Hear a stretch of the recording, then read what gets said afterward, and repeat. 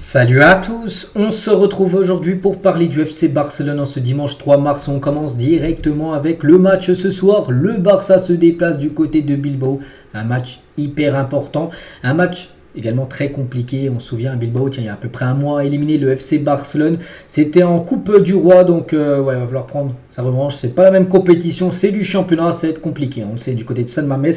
Donc le Barça est sur une bonne série. Regardez les derniers matchs. Il y a 3 victoires, 2 matchs nuls. L'équipe de Bilbao, il y a aussi pas mal de victoires. 3 victoires dont une, c'était jeudi soir, contre l'équipe de l'Atlético Madrid. Ils ont infligé un 3-0 à l'Atlético en demi-finale de la Coupe du Roi. Ils restent aussi sur une défaite. Ils avaient perdu 3-1 contre le Betis. Donc j'ai dit c'est compliqué, mais pas non plus impossible. Le Barça s'est déjà imposé pas mal de fois dans son histoire à Bilbao. Il va falloir bien sûr faire un très gros match contre cette équipe redoutable.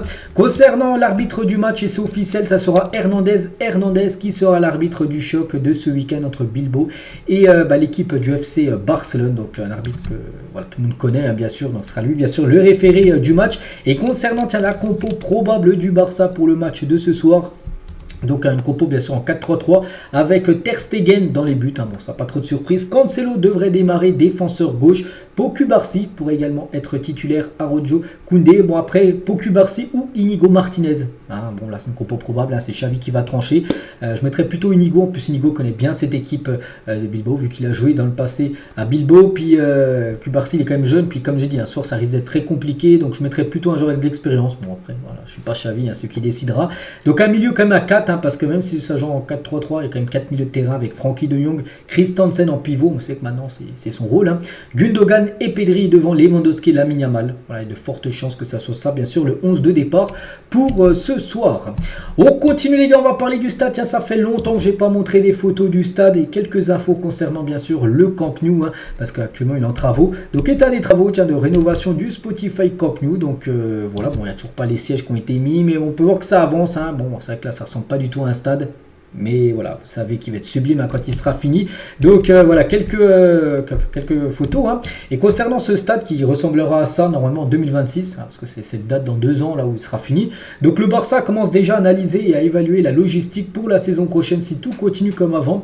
La première phase des travaux de rénovation du Spotify Camp Nou se terminera à la fin du mois de novembre, parce que normalement au mois de novembre, fin novembre, le Barça pourra rejouer du côté du Spotify Camp Nou. Donc bon, il ne sera pas fini comme ça 100%, mais voilà, en gros les travaux seront bien avancés pour accueillir tout d'abord des rencontres. Donc d'ici la fin du mois de novembre, le Spotify Camp Nou ouvrira ses portes avec une capacité comprise entre 60 000 et 65 000 spectateurs. C'est pas mal bien sûr.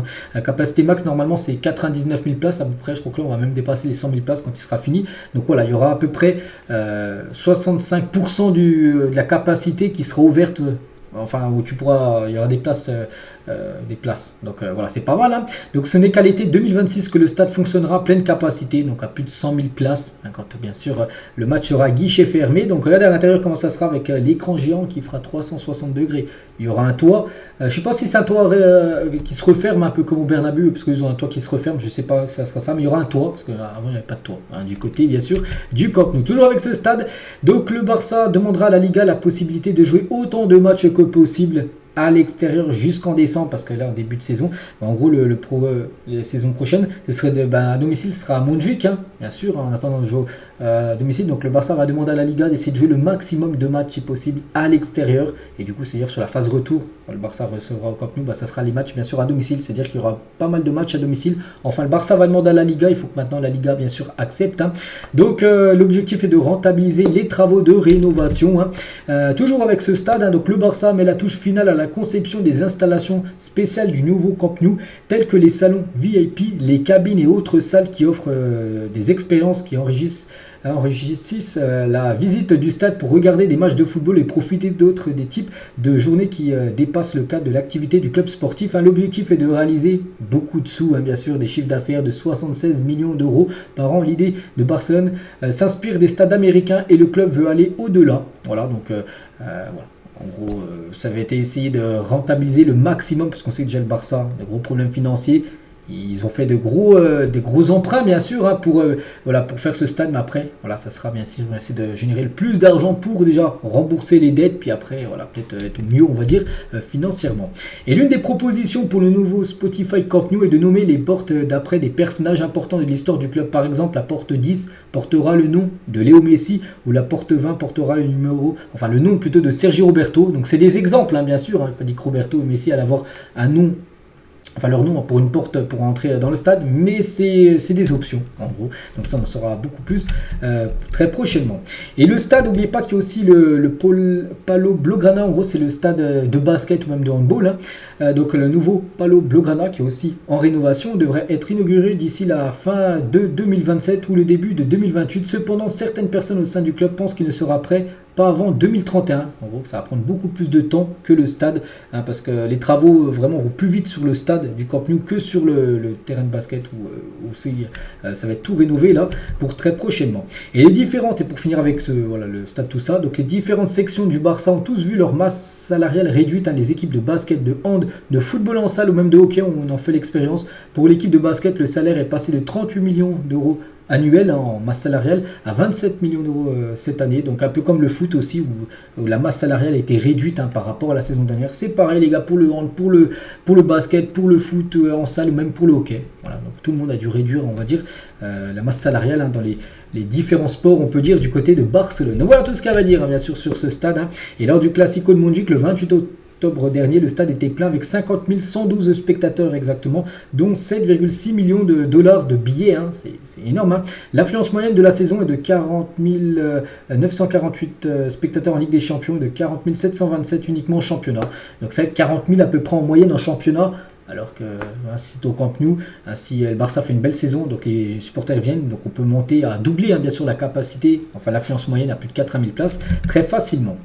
Le Barça se rendra aux États-Unis pour la 3e fois consécutive cet été pour une tournée de pré-saison, cette fois sur la côte Est, hein, et il y a la possibilité d'un Classico. Voilà, la saison dernière c'était plutôt sur la côte Ouest, hein. Je me souviens que ça avait été à Los Angeles, il y avait eu un match à Las Vegas, hein. C'est plutôt sur l'Ouest des États-Unis, donc là ce sera plutôt sur la côte Est, donc ça peut être à New York.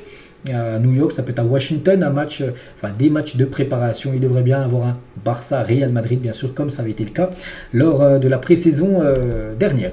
Christensen, quelques déclarations de sa part. Je n'irai nulle part du tout. Hein. Je savais d'où je venais quand j'ai signé au Barça. Je suis incroyablement heureux. Je ne peux penser à rien d'autre qu'à rester ici, hein, après l'été, bien sûr. Lui souhaite rester, hein, bien sûr, du côté du Barça. Des rumeurs sur mon départ. Quand quelqu'un comme moi sait ce qu'il va se passer, le calme est total. Hein. Le reste n'est que du bruit. Hein. Il n'écoute pas de ce qui se passe parce que lui, les gars, c'est quelqu'un de fiable. Hein. Il dit voilà, lui, il veut rester au Barça. Il n'y a pas de lui, il fait pas de drama, les gars. Il souhaite vraiment rester au club. Hein. Oui, ça a été une mauvaise saison, mais personnellement, je ne veux pas abandonner. Les adieux de Xavi, c'était quelque chose d'étrange, hein, parce qu'il est toujours avec nous. Donc, il n'est pas parti et les choses, pour le moment, continuent comme d'habitude. Hein. Je dois l'accepter, mais l'équipe a été capable de mettre cela de côté et de se concentrer sur les choses que nous devons corriger du match. Hein. Toujours avec Christensen sur Xavi. Hein. Donc, c'est lui qui m'a amené ici et qui a joué un rôle fondamental dans la réalisation de l'un de mes rêves, hein, de jouer du côté du Barça. C'est vrai que c'est Xavi, hein, qui voulait Christensen. Hein. Donc, c'est pour ça qu'il a quitté Chelsea pour venir jouer du côté du Barça. C'est triste, hein, qu'il parte, hein, mais s'il pense que le club en a besoin, je dois l'accepter. Toujours avec Christensen, donc gagner le championnat l'année dernière, je pense beaucoup aux critiques de l'année dernière selon lesquelles nous avons remporté de nombreuses victoires, par des victoires 1-0. Quand on regarde les matchs, je pense qu'on a joué un excellent football, hein. Mais voilà, peut-être tu connais pas mal de matchs 1-0, mais à la fin du compte, tu as été bien sûr champion. Le problème cette saison, c'est la défense. On sait qu'il y a beaucoup trop de buts qui ont été encaissés cette saison. Notre problème l'année dernière, c'est que nous avons arrêté de jouer après avoir marqué un but. Cette année a été différente. Nous avons pris des décisions trop rapidement et nous avons été trop ouverts en tant qu'équipe. Hein. Ce sont des choses qui dépendent vraiment de nous, les joueurs. Hein. Jouer en tant que pivot, tiens, il devrait être utilisé de nouveau devant la défense. Hein. Cela fait longtemps que je n'ai pas joué à ce poste, donc bien sûr, je dois m'habituer à beaucoup de choses. Mais j'aime vraiment ça. Je dois remplir l'espace juste derrière les attaquants, aussi bien que nous sommes avec le ballon que quand nous n'avons pas le ballon. Voilà, donc ça faisait longtemps qu'il n'a pas joué ce rôle-là, mais il apprécie plutôt ça, il aime bien. Hein. Christensen qui est pourtant plutôt un défenseur central pur, hein, bien évidemment. Hein. Et toujours avec lui, il n'y a aucune indication que je serai milieu de terrain à partir de maintenant. Je suis toujours défenseur, mais nous avons traversé une période difficile et mon travail de le faire et de faire ce que je peux pour aider l'équipe. Hein. C'est pour ça qu'il dépanne. Enfin, parce que pour lui, pour l'instant, c'est toujours plutôt un défenseur et c'est pas non plus un milieu de terrain.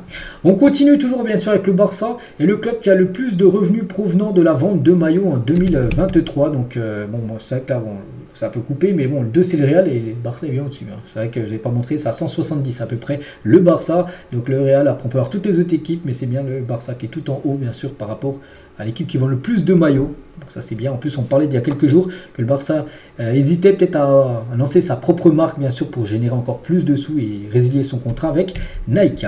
Lewandowski crée son genre parfait. Donc déjà le pied gauche de Robben, le pied droit, je ne suis pas sûr. Bon, il a rien dit, un pied droit peut-être le sien. Bref, la mentalité, bonne question, Kimmich, hein, l'endurance d'Arturo Vidal, l'intelligence de Thomas Müller, la classe de Xabi Alonso et le plus rapide Grosicki. Bon, je sais pas pourquoi il a dit ça. Après, il a dit plutôt Aubameyang à son coéquipier bien sûr du côté de Dortmund à l'époque.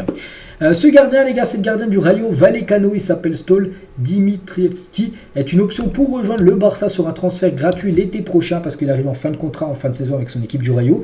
Et on sait que le Barça va chercher une doublure à Ter Stegen parce que bon, Ter Stegen devrait rester, à part s'il part en Arabie Saoudite, on n'espère pas. Mais Inaki Pena, qui était la doublure de Ter Stegen, il a gaulé pendant 2 mois, c'était une catastrophe à Inaki. Et c'est pour ça que le Barça chercherait une autre doublure à Ter Stegen. Et voilà, ce joueur est gratuit en fin de saison, donc ça peut être une option bien sûr pour débarquer au club. Le jeune Marc Benal de la Masia, le centre de formation, est le pilier le plus important de l'académie du club. On s'attend à ce qu'il commence bientôt la dynamique avec l'équipe première. Hein. Le club est convaincu que son heure viendra. Il y a plein de joueurs, les gars, plein de jeunes qui jouent maintenant avec l'équipe première. Fermin Lopez, Lamine Yamal, Poku Barsi, Hector Fort, tout ça. Et ben, le prochain, les gars, pour être Marc Bernal, hein, parce que c'est le plus gros talent, on va dire, de la Masia, le centre de formation. Et on pourrait très prochainement le voir en équipe première. Gundogan restera le capitaine de l'Allemagne malgré le retour de Manuel Neuer. Donc Gundogan, voilà, bon, là on parle de sa sélection, on ne parle pas du Barça, mais c'est un joueur du Barça. Donc il devrait garder bien sûr le brassard de capitaine, malgré que Neuer revient bien sûr dans cette équipe. Il a été longtemps blessé, le gardien allemand. Le Barça veut que Cancelo continue et le joueur veut rester. Barcelone offrira 15 à 20 millions d'euros pour lui, mais Manchester City devrait demander plus. Hein. Jorge Mendes et le joueur vont faire pression pour réduire l'indemnité de transfert concernant Cancelo, qu'un joueur, n'oublie pas, de City, il est prêté au Barça. Donc voilà, le Barça pourrait proposer 15 à 20 millions d'euros. À City, j'avais pu voir, ils ont demandé 35 millions d'euros pour lâcher Cancelo. Tiens, un journaliste de Mundo Deportivo, Coca MD, donc Mundo Deportivo, il a dit, Xavi avait raison sur le pivot cet été. Il voulait un remplaçant de premier plan pour Busquets et le club a signé Aurel Romeu, qui est décevant. C'est un bon joueur qui se débrouillait bien à Gérone, mais il n'a pas fonctionné, bien sûr, du côté du Barça. Cet été, le club doit donner la priorité à une signature là-bas, c'est-à-dire un pivot. Bon, c'est vrai qu'il y a Christensen, mais Christensen, on l'a parlé juste avant. Il dépanne, lui c'est plutôt un défenseur central, il n'y a pas de pivot, il n'y a pas de joueur pour remplacer Busquets, et là je pense que ça sera vraiment l'objectif numéro 1 de prendre un pivot pour la saison prochaine. Alex Valier et Julian Araujo reviendront de près cet été et feront partie de l'équipe première du Barça la saison prochaine. Ces deux joueurs sont prêtés. Araujo, je crois que c'est du côté de Las Palmas, je ne me trompe pas. Alex Valier, je ne sais plus où il est prêté, je ne vais pas dire de bêtises. Donc ces deux joueurs devraient revenir parce que c'était prêté sans option d'achat, ils reviendront au Barça et devrait être avec l'équipe première la saison future. Et on finit avec le jeune Arda Güler. Bon, c'est qu'il joue pas au Barça, il joue au Real, mais il avait failli jouer au Barça. Hein. Donc a joué un total de 92 minutes pour le Real Madrid cette saison, c'est très peu. Hein. Güler est très en colère contre le Real Madrid, il veut jouer. Et le Real Madrid est très en colère contre le joueur avec la façon dont il réagit quand il ne joue pas. Parce que quand il ne joue pas, il est très dégoûté. Donc bref, l'offre de Barcelone était peut-être la meilleure décision pour lui, hein, qui comprenait après d'une saison à Fenerbahçe. Parce que s'il aurait signé au Barça, et ben le Barça leur aurait prêté une saison au Fenerbahçe pour qu'il ait encore du temps de jeu, mais non, il a préféré aller au Real, et au Real, ben voilà, seulement 92 minutes. Bon, après, il a été longtemps blessé, c'est vrai, mais là, il est apte à jouer, il joue très peu, donc voilà, peut-être qu'il a pris peut-être une mauvaise décision, on ne sait pas, hein, le jeune Arda Güler, donc voilà, c'est Mundo Deportivo qui a envoyé cet article. Donc voilà ce qu'il y a à dire aujourd'hui, j'espère que ça vous a plu, je vous souhaite une bonne journée, également un très bon match, hein, bien sûr, ce soir, on se retrouve demain pour parler, pour faire le débrief, hein, de ce Bilbao Barça. Bonne journée à vous, et à demain.